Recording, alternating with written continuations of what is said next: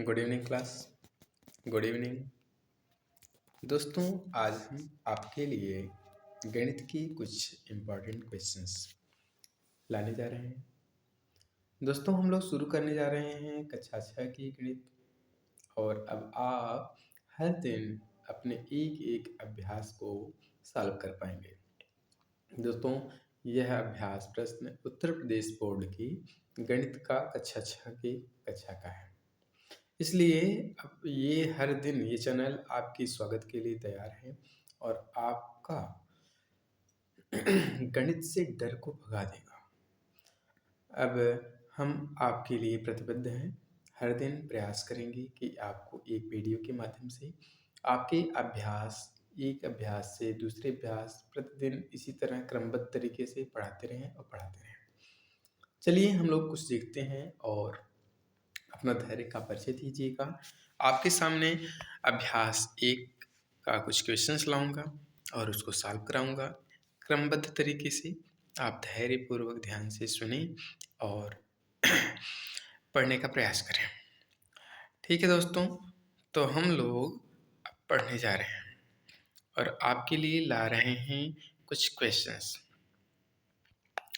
तो दोस्तों आज हम लोग पढ़ेंगे गणित की कुछ ऐसे क्वेश्चंस।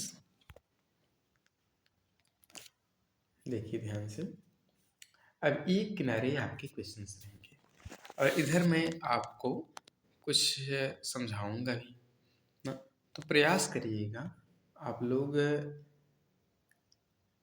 प्रश्न भी देखिएगा और उत्तर भी देने का प्रयास करिएगा। जैसे कि यहाँ पर लिखा है कि प्रश्न में 1 इसमें दिया गया है जैसे 4, 5, 6, 7, 8 ये एक श्रृंखला बनाया गया है। इसमें बताया गया है कि इसके बाद ये संख्या, इसके बाद ये संख्या, इसके बाद ये संख्या, सॉरी ठीक उसके नीचे भी एक श्रृंखला दी गई है। एक क्रमागत संख्याएं दिए गए हैं जैसे कि 23, 24, 25। अब पूछ रहा है कि जैसे 23 के बाद तो 24 आया, 24 के बाद 25 आया, तो 25 के बाद क्या आएगा? कुछ स्पेस भी छोड़ा है और कह रहा है इस स्पेस में आप फिलअप करेंगे कि यहाँ पर जो 25 के बाद है इस स्पेस पर क्या होगा। तो आप बता सकते हैं 25 के बाद मतलब उसकी अनुवर्ती संख्या क्या होती है? 26 होती है। तो आंसर क्या हो गया? सी। तीसरा तो समझ में आ गया हो गया दोस्त, तो ये सही है 26 आंसर। उसके बाद क्वेश्चन नंबर दूसरे में भी वही दिया है। कह रहा है कि 9 के पहले वाली संख्या लिखा गया है 8, उसके पहले पूर्ववर्ती जिसे कहते हैं उसके पहले 7 होता है, 7 के पहले 6, 6 के पहले 5। इसी प्रकार नीचे भी दिया गया है कि 26 के नीचे 26 के पहले 35 के पहले 34, तब उसके पहले क्या होगा? उसके पहले होगा दोस्त, आप बताइए उसके पहले क्या होगा? उसके पहले होगा 33। क्या होगा? 33। तो 33 हमने आंसर दिया। क्यों? क्योंकि पूर्ववर्ती पूछ रहा है। जब कभी भी पूर्ववर्ती पूछे तो हम क्या करेंगे दोस्त? पूर्ववर्ती पूछेगा तो 1 घटा देंगे। पूर्ववर्ती पूछेगा तो क्या करेंगे? 1 घटा देंगे। अब नेक्स्ट क्वेश्चन इसी में से क्वेश्चन नंबर 3 आप देखिए। कहा है निम्नलिखित प्रश्नों में उत्तर के 4 विकल्प दिए गए हैं, सही उत्तर छांट कर लिखिए। 13 की अनुवर्ती प्राकृतिक संख्या क्या होगी? जब कभी अनुवर्ती पूछे तब क्या करते हैं? 1 जोड़ते हैं और 13 का अनुवर्ती क्या होगा दोस्त? 14। तो आंसर क्या हो गया? 14। ठीक है ना। इसी प्रकार क्वेश्चन नंबर उसका तीसरी का क्या है? 27 का पूर्ववर्ती क्या होगा?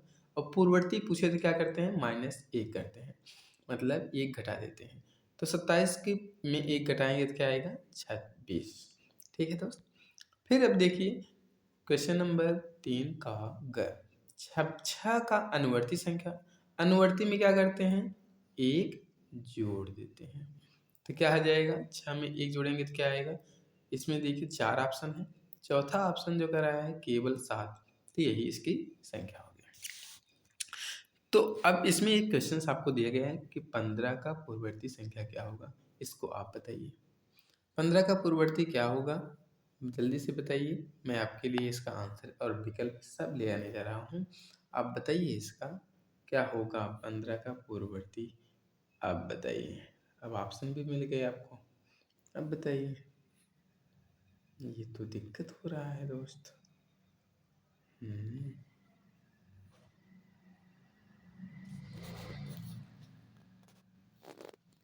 बताइए।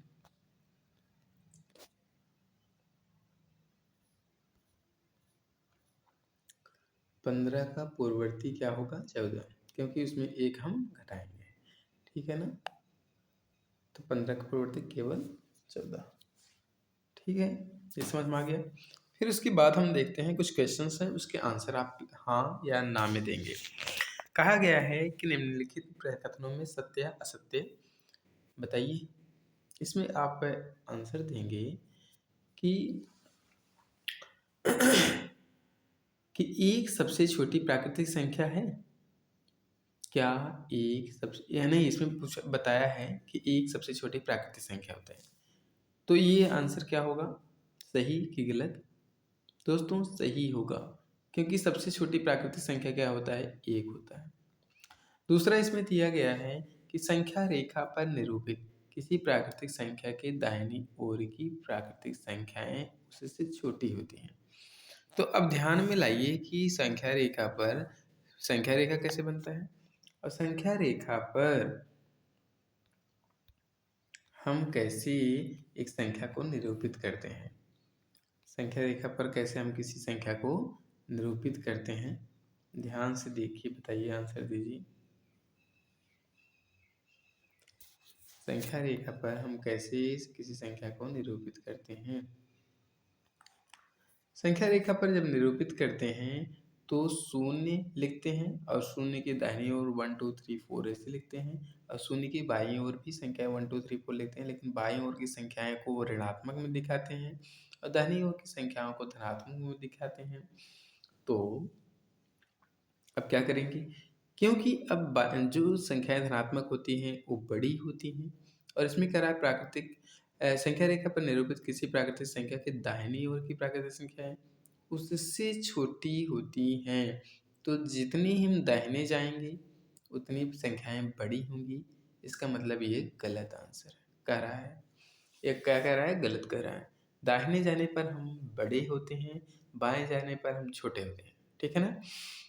क्वेश्चन नंबर 3 में कहा गया कि 101 से बड़ी क्रमागत संख्याएं। तो दोस्तों 101 से बड़ी क्रमागत संख्या 102, 103, 104 हैं, ये एकदम सही जवाब है। चौथा है कि 23 एक प्राकृतिक संख्या है। हाँ, जितनी भी संख्याएं 1 से 2 से 1 से स्टार्ट होती हैं, 1 2 3 4 अनंत तक की संख्याएं क्या होती हैं, प्राकृतिक संख्याएं होती हैं। पांचवा क्वेश्चन है कि प्राकृतिक संख्याओं में कोई संख्या सबसे बड़ी नहीं होती। हाँ सही बात है, क्योंकि सबसे बड़ी संख्याएं होती ही नहीं हैं। जितनी भी संख्याएं होंगी अगर उसमें एक जोड़ दिया जाएगा तो उससे एक बड़ी संख्याएं होगी ना। तो बताइए उसके बाद अब आप लोगों से कुछ प्रश्न पूछा जा रहा है, अब इसका उत्तर दीजिएगा कि 9999 की अनुवर्ती संख्या क्या होगा। तो दोस्तों अभी आपने बताया कि अनुवर्ती के लिए हम क्या करते हैं, एक जोड़ते हैं, और अनुवर्ती के लिए क्या करते हैं, एक जोड़ते हैं, और पूर्ववर्ती के लिए एक घटाते हैं ना। तो हम क्या करेंगे, पूर्ववर्ती के लिए एक घटाएंगे, अनुवर्ती के लिए एक जोड़ेंगे।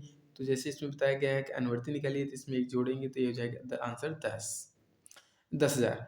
और अगर कहा गया कि 1,00,000 दे दिया गया है और उसकी पूर्ववर्ती प्राकृतिक संख्या 1,00,001 दिया गया है, तो पूर्ववर्ती निकालने के लिए एक घटा देंगे, इसका आंसर क्या आ जाएगा, 1,00,000 आ जाएगा।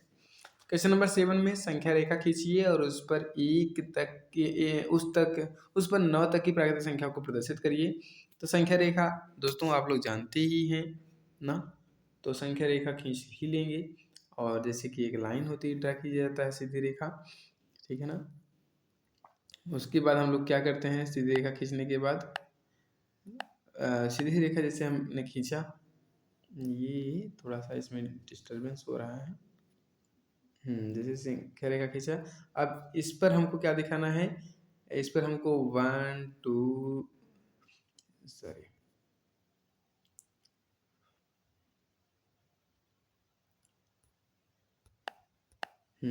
संख्या रेखा एक खींच दिया, इस पर बीचों बीच यहाँ 0 रखा।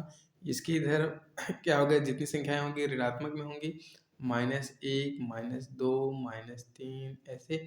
और इसके दाहिने में क्या होगा, 1 होगा, 2 होगा, 3 होगा, 4 होगा, ऐसी संख्याएं होती रहेंगी।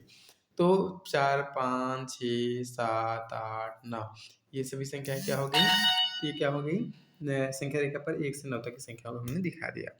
ठीक है दोस्त। उसी प्रकार अगर हम फिर कह रहे हैं कि आप बताइए कि जो संख्या अभी हमने क्वेश्चन पढ़ा था उसका आंसर आप देने का प्रयास करिए, या आपके सामने मैं फिर ला रहा हूँ। हाँ, तो ये क्वेश्चन हैं लास्ट वाले। हाँ, तो 4 अंकों की छोटी से छोटी प्राकृतिक संख्या लिखिए, और 4 अंकों की सबसे छोटी से प्राकृतिक संख्या क्या होगा दोस्त, 1000। और उसकी पूर्ववर्ती संख्या ज्ञात करने के लिए क्या करेंगे, 1 घटा देंगे। पूर्ववर्ती जब निकालना हो तो 1 कम कर देते हैं।